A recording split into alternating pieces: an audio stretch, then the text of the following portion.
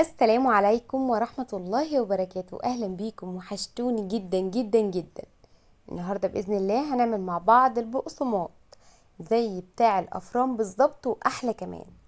طعمه وريحة يا جماعة فوق الوصف، بجد والله طعمه حلو جدا جدا. البقسماط مقرمش وفي نفس الوقت كده بيدوب دوبان، وطعمه روعة وريحته بقى فظيعة بجد. يعني الجمال عدى الكلام. هتعملوا احلى شويه بقسماط في البيت، وهقول لكم سر التسويه المظبوطه اللي يطلعوا معاكم بالجمال والطعامه دي. البقسماطه خفيفه جدا ملهاش وزن. تعالوا كده نسمع صوت القرمشه الجميله بتاعه البقسماط.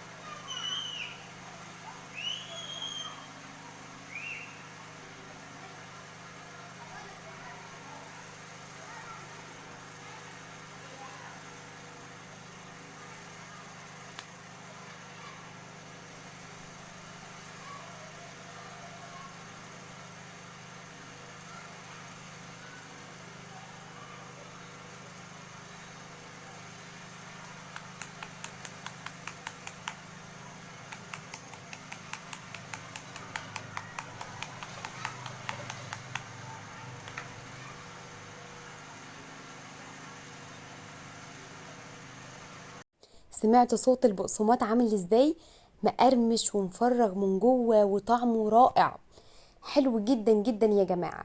التخمير بتاعه مظبوط، هتلاقي البقسماط حلو جدا وخفيف. يعني واحدة البقسماط كده خفيفة عاملة زي الريشة، ومقرمش ومن جوه شايفين شكله يجنن. مع كوباية شاي كده مفيش ولا كلمة، رائع. يلا بينا نسمي بسم الله ونصلي على أشرف خلق الله عليه أفضل الصلاة والسلام، ونبدأ في الطريقة بتاعتنا على طول. بس الأول نحط لايك للفيديو ده، واللي لسه ما اشتركش يشترك في القناة عشان هنعمل وصفات حلوة جدا جدا مع بعض. بسم الله. اول حاجة انا معايا نص كوباية من المية تكون دافية زي دمعة العين كده، عليها معلقة كبيرة من الخميرة الفورية او الخميرة بيرة، معلقتين كبار من السكر، وربع كوباية من الزيت على ربع كوباية من السمنة.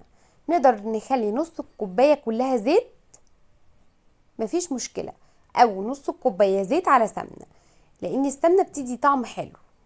خلاص، غير قرمشة البقسماط بتدي طعم حلو قوي قوي للبقسماط. ومعايا نص كيلو من الدقيق متعدد الاستخدامات، جايباه كده من السوبر ماركت. خلاص، ومعايا ذره بسيطه جدا من الملح، يعني بتعادل نص معلقه صغيره بمعالق الشاي العاديه. وهبدا بقى اعجن العجينه دي حلو جدا جدا، واضيف الميه شويه بشويه. اضافه الميه شويه بشويه هتفرق جدا جدا في طراوه العجينه، على فكره مهمه جدا. يعني انا حتى لو عارفه مقدار الميه اللي انا هحطها لازم اضيفها شويه بشويه. ببدأ ان انا اضيف المية حبة بحبة صغيرين كده، واعجن العجينة حلوة قوي. هتلاقي وش العجينة بقى ملساء وناعم كده وفظيع. واهم حاجة العجينة تتعجن كويس جدا، دي نقطة مهمة. مش اقل من 10 دقايق. قلبت واعجن كده في العجينة لحد ما وشها يبقى ناعم، العجينة طرية وبتلزق حاجة بسيطة. ببدأ كده ان انا احطها على الرخامة وافردها زي ما انتم شايفين كده، وابدأ ان انا اغطيها بكيس او باي حاجه، المهم اغطيها عشان وشها ما ينشفش. واسيبها حوالي 10 دقايق كده قبل ما اشتغل فيها، مش بسيبها تخمر. عجينه البقسماط مش بتخمر. 10 دقايق بس كده على ما الخميره تمشي فيها. هجيب كده اي طبق يكون واسع، هبدا ان انا احط فيه كده حوالي 3 معالق كبار من السمسم الابيض، بلاش السمسم متحمص، واحط عليه نقطتين ميه كده، عايزه السمسم يبقى مندي خلاص عشان يمسك في العجينه حلو. تمام، حلو جدا. ولو حد سألني على مقدار المية اللي العجينة اخدته، مفيش مقدار معين للمية، لان كل نوع دقيق بيختلف عن التاني لشربه للسوائل. تمام، فاحنا بنضيف المية شوية بشوية لحد ما العجينة تظبط معانا. تمام كده، الخميرة مشيت في العجينة وبقت ناعمة وبقت حلوة جدا جدا. وقبل الشغل لازم ادهن الصاجات اللي انا هسوي فيها دهنة بسيطة جدا كده من الزيت. تمام، ببدأ ان انا اجيب سكينة او قطعي بيتزا، وابدأ ان انا اقطع طرف بسيط كده من العجينة. يبقى نقطة فرد العجينة دي مهمة جدا، ان انا بطط العجينة كده عشان اقطع منها بسهولة. بقطعت البيتزا او بالسكين وابدأ ان انا اقطع حتة صغننة كده، وابدأ ان انا ابرمها كده بايديا زي ما انتم شايفين. البقسماط يا جماعة لسه بيخمر ويتضاعف حجمه، فنخلي بالنا من النقطة دي، ما نخليش البقسماط تخين، بنخلي سمكه رفيع وبعدين نشيله نحطه في السمسم، ونشيله نحطه في الصاج على طول، نظبطه كده ونحاول نخليهم في طول بعض. وهعمل الكمية كلها بنفس الشكل دوت. البقسماط يكون رفيع. انا سبته طبعا يخمر لمدة ساعة الا ربع. لمدة ساعة الا ربع يا جماعة. البقسماط لازم يخمر كويس جدا جدا، يضاعف حجمه مرة كمان زي ما انتم شايفين كده. والصاجات كلها اللي انا مسويه فيها دهنه كويسة من الزيت. لو البقسماط ما خمرش كويس هتلاقي البقسماطة مكتومة كده مش مفرغة من جوه وحلوة قوي. خلاص، دي كل الكمية بنص كيلو دقيق. ما شاء الله رمت معايا كمية حلوة. التسوية بقى، النار بتكون هادية من البداية للنهاية. بياخد معايا في الفرن يعني حوالي مثلا 30 دقيقة، من 30 دقيقة ل 40 دقيقة على نار هادية. وبحرك الصاجات وهي في الفرن كل شوية عشان يبدأ ياخد معايا لون موحد. النار بتكون هادية جدا عشان البقسماط يكون مقرمش. النار لو عالية هيطلع طري كده ومش حلو. النار لازم تكون هادية جدا على البقسماط. شايفين شكله بقى عامل ازاي؟ حلو جدا جدا. وبعدين نسيبه يبرد خالص وابدا ان انا انقله من الصاج بقى. هيتحرك معانا بكل بساطة ومش هيتكسر ولا اي حاجة. المهم اسيبه يبرد. وعشان احتفظ بقرمشة البقسماط دي لازم احطه في كيس. لازم احتفظ بيه في كيس كده عشان، او حاجة محكمة الغلق عشان يفضل مقرمش كده وحلو قوي. شايفين شكله يا جماعة؟ تحفة وخفيف زي الريشة. تعالوا نسمع كده صوت القرمشة.